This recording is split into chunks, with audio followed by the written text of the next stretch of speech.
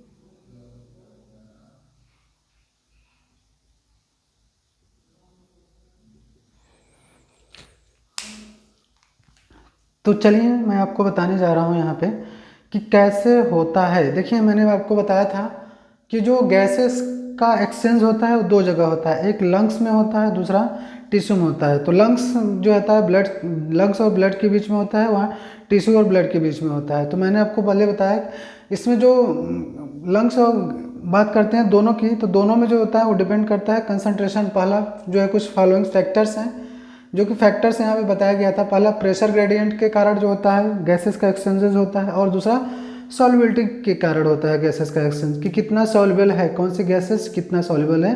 तो हम लोग बात करेंगे पहले यहाँ पे। तो देखो यहाँ पे मेंशन किया है रिस्पिरेटरी गैसेस हैं, यहाँ पार्शियल प्रेशर ऑफ ऑक्सीजन है, इधर partial pressure of carbon dioxide है। तो पार्शियल प्रेशर ऑफ ऑक्सीजन और partial pressure of carbon dioxide ये अब बताता है क्या है कि ध्यान दीजिए, ये जो यूनिट्स है ये मिलीमीटर मरकरी में है, ये भी यूनिट्स मिलीमीटर मरकरी में है। ये रिस्पिरेटरी गैसेस है, हमारे बॉडी में जाने वाली गैसेस कौन कौन सी होती हैं, कार्बन डाइऑक्साइड और ऑक्सीजन, दो ही गैसेस होती हैं। तो यहाँ पे दो ही गैसेस का नाम लिया गया है। तो देखिए ऑक्सीजन और कार्बन डाइऑक्साइड, इन्हीं दोनों का कंसंट्रेशन, यानी कहने का मतलब अलग अलग जगह कंसंट्रेशन अलग अलग होता है। एटमॉस्फेयर में अलग होता है, हमारे बॉडी में अलग होता है, बॉडी के एल्वेलाई में अलग होता है, टिश्यू में अलग होता है, ठीक है, और हमारे ब्लड में भी अलग होता है। तो हर जगह कंसंट्रेशन इसका देखेंगे ऑक्सीजन का और कार्बन डाइऑक्साइड का, कि कहाँ कहाँ कितना कितना कंसंट्रेशन है, उसी के बेस पे जो है गैसेस का डिफ्यूजन होता है। चलिए हम लोग बात करेंगे यहाँ पे। तो एटमॉस्फेयर में जो देखा जाए तो एटमॉस्फेयर में जो ऑक्सीजन का पार्शियल प्रेशर होता है वो कितना होता है 159 mmHg। कितना होता है 159 mmHg जो होता है वो होता है। और ये एटमॉस्फेयर में कार्बन डाइऑक्साइड कितना है 0.3 mmHg, कितना 0.3 mmHg होता है, जो कि एटमॉस्फेरिक एयर होता है। दूसरा हम बात करेंगे एल्विलाई। एल्विलाई जो होता है वो हमारे लंग्स में पाए जाने वाले बैलून लाइक स्ट्रक्चर होता है, जिसको हम बोलते हैं the structural and functional unit of the lungs. तो लंग्स की जो होता है ये यूनिट्स होती हैं एल्विलाई। तो एल्विलाई में जो पार्शियल प्रेशर ऑफ ऑक्सीजन होता है 104 mmHg, जबकि वही एल्विलाई में कार्बन डाइऑक्साइड का जो पार्शियल प्रेशर होता है 40 mmHg, ठीक है। डीऑक्सीजनेटेड ब्लड जो होता है, डीऑक्सीजनेटेड ब्लड में कार्बन और ऑक्सीजन का क्या प्रेशर होता है, यानी कंसंट्रेशन होता है, यहाँ पे होता है इसका 40 mmHg और यहाँ होता है 45 mmHg। और ऑक्सीजनेटेड ब्लड में यानी हमारे मतलब ऑक्सीजनेटेड मतलब आर्टरी की बात कर रहा है, पल्मोनरी आर्टरी को छोड़ के। तो पल्मोनरी आर्टरी को छोड़कर बाकी सभी जितने आर्टरी होती हैं उनमें जो होता है 95 mmHg, और उसमें जो कार्बन डाइऑक्साइड होता है 40 mmHg, ठीक है। तो ये होता है।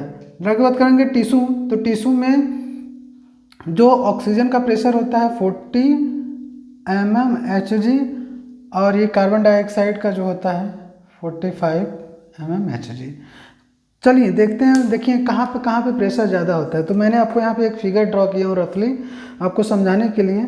क्या है ये एल्वियोलस है, तो एल्वियोलस और ये ब्लड है। ब्लड और एल्वियोलस के बीच में जो होता है वो डिफ्यूजन कैसे होता है यहाँ ध्यान दीजिए, क्योंकि एल्वियोलस है लंग्स में पाए जाने वाले जो बैलून लाइक स्ट्रक्चर होता है उसको बोलते हैं क्या, एल्वियोलस बोलते हैं। तो यहाँ पे देखेंगे पहले कि कैसे होता है यहाँ पे डिफ्यूजन, जो गैसेस का एक्सचेंज होता है वो कैसे होता है। ये क्या है, ये ब्लड है। कैसा ब्लड है, इसमें डीऑक्सीजनेटेड ब्लड है, तभी तो आया है एक्सचेंज करने के लिए। तो ये क्या है, डीऑक्सीजनेटेड ब्लड है। तो डीऑक्सीजनेटेड ब्लड वेसल्स की बात कर रहा है। तो डीऑक्सीजनेटेड ब्लड वेसल्स में देखें यहाँ पे क्या कर रहा है, डीऑक्सीजनेटेड ब्लड में 40 mmHg क्या है, पार्शियल प्रेशर ऑफ ऑक्सीजन। तो इसमें हम लिखेंगे partial pressure of oxygen is equal to 40। Oxygen कितना है, 40 है, कार्बन डाइऑक्साइड कितना है, 45।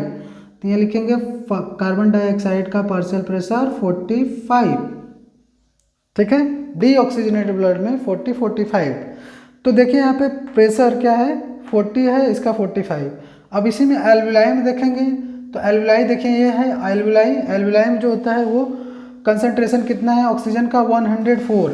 तो यहाँ लिखेंगे partial pressure of oxygen is equal to 104। और इसी एल्विलाई में कार्बन डाइऑक्साइड का पार्शियल प्रेशर कितना है, कार्बन डाइऑक्साइड का पार्शियल प्रेशर है कितना, 40 mmHg, कितना है, 40। अब देखो यहाँ पे लंग्स, एल्विलाई और ब्लड के बीच में जो होता है वो गैसेस का एक्सचेंज होगा, कैसे, due to the concentration gradient. Concentration gradient के कारण यानी पार्शियल यानी प्रेशर ग्रेडियंट, देखिए प्रेशर ग्रेडियंट या कंसंट्रेशन ग्रेडियंट के कारण जो होता है वो डिफरेंस जो होता है इनके प्रेशर में, तो higher concentration to low concentration molecule जाएगा। ये कैसे जाएगा यहाँ पे ध्यान दीजिए। तो यहाँ पे देखिए ऑक्सीजन का पार्शियल प्रेशर 104 है, यहाँ पे ऑक्सीजन का पार्शियल प्रेशर 40 है। तो 40 और जो है वो कार्बन डाई जो है ऑक्सीजन का जो पार्शियल प्रेशर है वो 104 है, जबकि यहाँ पे ऑक्सीजन का प्रेशर जो होता है पार्शियल प्रेशर वो कितना है, 40। तो 40 कम है, 100 मैक्सिमम है। तो 40 जो है higher concentration to lower concentration, यानी कि ये वाला जो है ये डिफ्यूज होकर यहाँ पे आएगा, ठीक है, और हायर कंसंट्रेशन से लोअर कंसंट्रेशन की तरफ। और देखिए यहाँ 40 है, ये 45 है, तो higher concentration to lower concentration, यानी molecules goes from higher concentration to lower concentration. That mechanism is called the diffusion. इसीलिए बोला जाता है जो गैसेस का एक्सचेंज होता है वो डिफ्यूजन मेथड से होता है। तो यहाँ पे जो है लंग्स के एल्विलाई और ब्लड की बात हो गई। अब हम लोग बात करेंगे यहाँ पे कि दूसरा जो टिश्यू और ब्लड्स के बीच में होता है, तो इसी को मैं आगे फॉरवर्ड कर दे रहा हूँ आपको समझाने के लिए यहाँ पे, क्योंकि प्रेशर तो वही होगा सेम। तो बात यहाँ करेंगे कि यहीं अगर हम आगे इसको फॉरवर्ड कर दे, इसको ब्लॉक करने के बाद यहाँ से दूसरा बना दें, ठीक है। अब ये दूसरा बन गया, यहाँ पे जो है वही